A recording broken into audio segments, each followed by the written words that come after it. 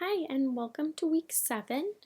We're getting almost halfway through the term. So, today, or this week, I want us to focus on a little critique discussion and gestalt. So, I've got a start here with just a little recap elements of typography. I really like this site and how they break it down. What is typography? Why is it important? Etc. You pretty much know the answer to all of these things, but I want you to kind of go through it. There's a fun little video here. How to pick the right font. We're learning typography and you're learning what makes things successful, what makes things fit a theme, all of that. But again, it's hard. That's why people spend a lot of time in typography. So I want you to look through this site. Then we have a discussion. So clean up your typography show postcard and post it here by Wednesday. So hopefully I'll have it graded by then, or any tweaks that you want to make, and then post it here. Talk about what you were doing, what you were thinking, then critique 2 of your classmates' posts by Sunday, saying what's working well, what could be improved, and why. Again, try to get away from that, I like it. What is working? You don't need to say that you like it. I believe that you all enjoy each other's work, but talk about what's successful and why, and then what could be improved. Doesn't mean that the postcard is bad or something is wrong with it, but again, what changes could be made. Now, we're going to get into Gestalt theory. This is a really cool thing that you do without knowing it, and it's broken down nicely. So we won't look at all of these. I don't know why it's not just opening for me here. All right. So there are gestalt. The term gestalt means unified whole, which is a good way of describing the overarching theme behind the principles. These refer to the way in which humans looking at a group of objects will see the whole before the individual parts. If you collect together your design elements in a visual arrangement using one of the approaches here, your design will feel more connected, coherent, and complete. So we've got closure, continuation, figure ground, proximity, and symmetry. Negative space has long been a staple of good design. So looking at the FedEx logo, our negative space is showing you this arrow.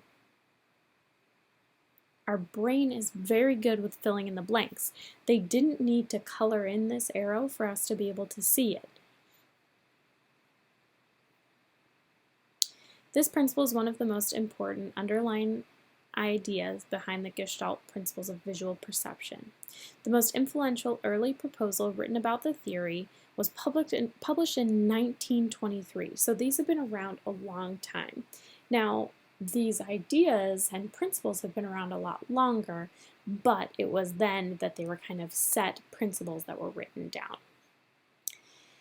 It's based on the idea that the human brain will attempt to simplify and organize complex images or designs that consist of many elements by subconsciously arranging the parts into an organized system that creates a whole rather than just a series of elements. Our brains are built to see structure and pattern in order for us to better understand the environment we're living in. So similarity, continuation, closure, all of these sites are going to list the same things. I just want you guys to see it in different ways. So similarity. When we look at this picture, obviously we've got squares evenly spaced out. Because we have things that are of the same size and equally spaced, we automatically start grouping them by color. There's no rhyme or reason to where these green ones are, but we start looking at the green and organizing them together. Of course, you can make things dissimilar if you want to make them stand out from a crowd. It's why buttons for calls to action are often designed in a different color. Now, this site in particular will go through UX and web design, but it works through all parts of design. Continuation or continuity. Law of continuity says that the human eye will follow the smoothest path follow the smoothest path when viewing lines regardless of how the lines are actually drawn. The eye tends to want to follow the straight line from one end to the other and the curved line from the top to the bottom, even when the lines change color midway. This continuation can be a valuable tool when the goal is to guide a visitor's eye. Now, how often have we talked about guiding? We've talked about hierarchy and how your eye moves around a piece. So this is another law that you can do to help further your visual hierarchy. Closure. Closure allows your eye to follow something like a dotted line to the end, but for more complex applications, often seen in logos like this one, things are missing, but you have no problem filling it in, right? So we know that there's just negative space here. There's no rhyme or reason. This could be a unicorn horn, but because of the way the ears are made and the arms kind of come up here, we can complete the circle and the back. You know, if you kind of zone out a little, you almost can see it as a different white than the background, even though there is nothing there to distinguish between the two.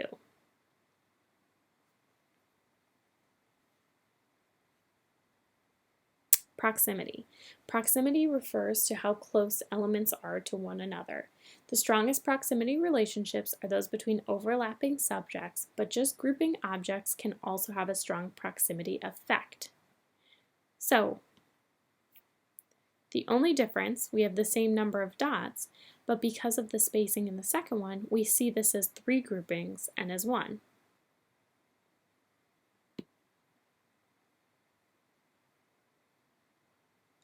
Figure ground is similar to the closure principle that it takes advantage of the way your brain processes negative space.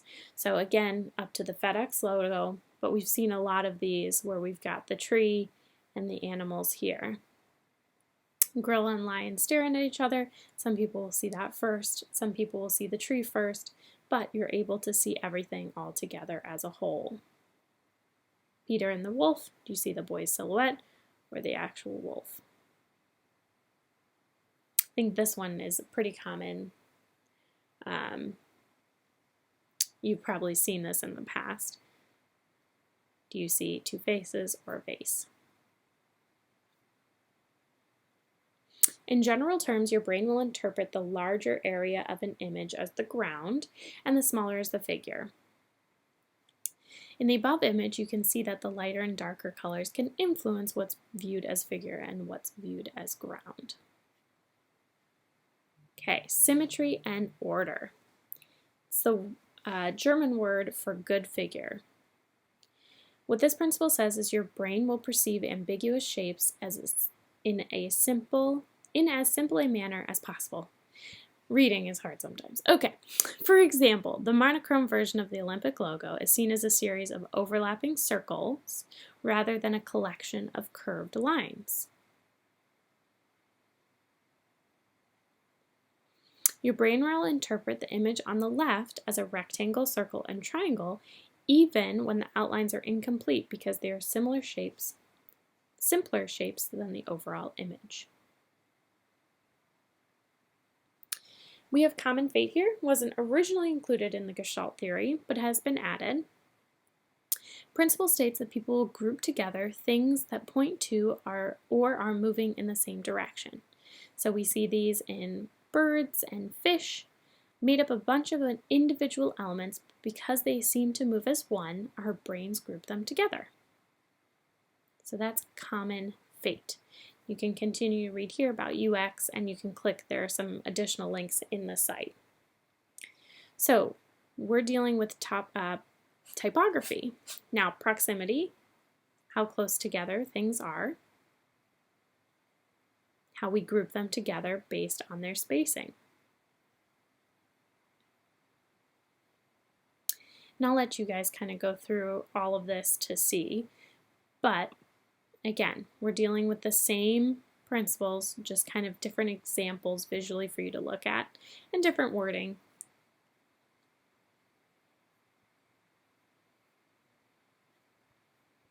Okay, I think the World Wildlife logo is probably the top example of closure. And there's an infographic in here going over the principles again for you. I just like how they lay it out here. Visuals are always helpful. So then for your assignment for the week, pick 3 of the principles that we've discussed and that you're going to read about. You're going to create a piece for each of the 3 that you pick, so you'll have 3 total here. Only use type for these 3. Focus on the specific law for each one and make it obvious. So we want it to be a successful design, but really make it obvious what principle you're focusing on. Then you're going to do a 4th design that can incorporate design elements, illustration, and photography.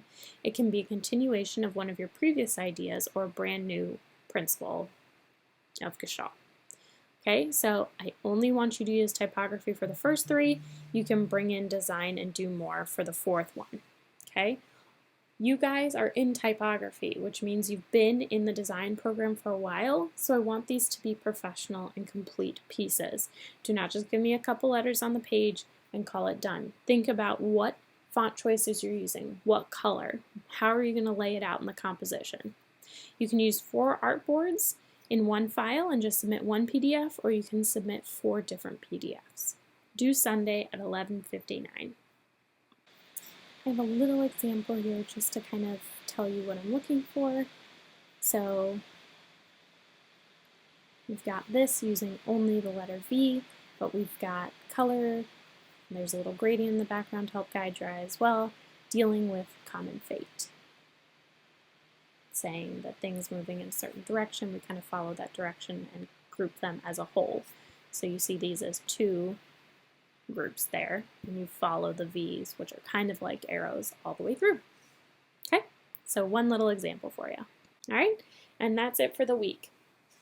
I recommend that you guys do research on Gestalt. I've incorporated a couple of websites for you to look at, but take a look, get inspired, look at designs that are already using these things. Again, how can we push the hierarchy using these laws?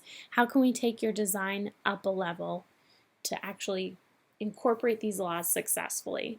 All right, so let me know if you have any questions.